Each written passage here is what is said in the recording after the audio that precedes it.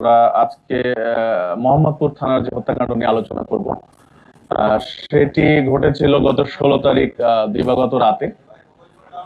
গভীর রাতে এই হত্যাকাণ্ডটি ঘটে রায়ের বাজারের ইটখোলা এলাকায়, সাদেক খানের ইটখোলা নামক জায়গায়, এটা রিপনের ওয়ার্কশপের সামনে।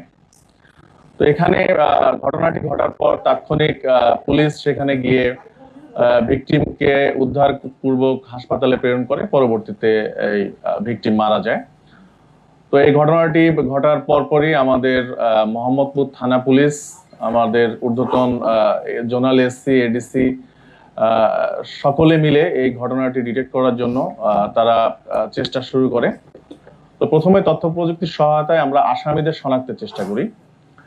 তো আসামি শনাক্ত হওয়ার পরে আমরা মোহাম্মদপুর এবং মোহাম্মদপুরের আশেপাশের এলাকায় অভিযান শুরু করি। তো এই ঘটনাটি ঘটার 24 ঘন্টার পূর্বেই আমরা এই ঘটনার সঙ্গে সংশ্লিষ্ট 4 জন অভিযুক্তকে আটক করতে সক্ষম হই এবং তাদের জিজ্ঞাসাবাদে পরবর্তীতে ঘটনার আলামত হিসেবে একটি মোটরসাইকেল এবং একটি সুইচ গিয়ার চাকু আমরা আলামত হিসেবে জব্দ করি। তো যে 4 জনকে ধরা হয়েছে তাদেরকে ঢাকার কেরানীগঞ্জ থেকে ধরা হয়েছিল। 4 জনের নাম হলো মুন্না, আক্তার, মিরাজ এবং নয়ন ওরফে খোকন।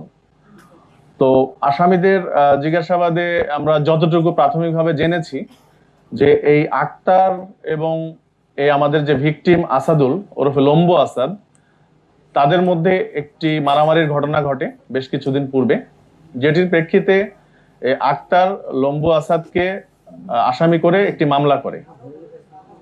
পরবর্তীতে এই মামলায় আমাদের ভিকটিম পুলিশের কাছে অ্যারেস্টও হয়েছিল এবং জেলও খাটে।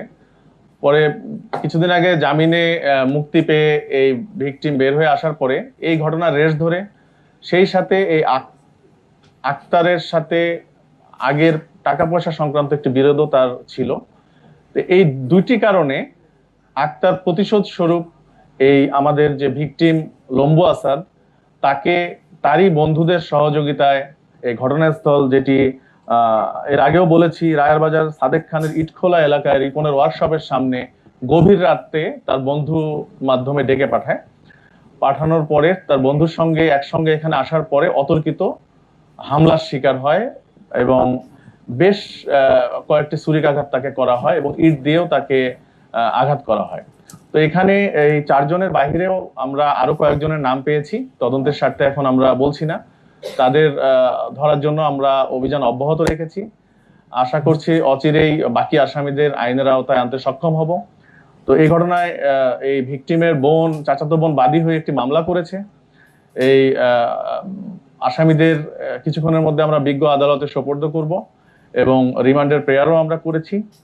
আর আসামিদের নামে, যে 4 জন আসামিকে আমরা ধরেছি, আসামিদের নামে একাধিক মামলা রয়েছে এবং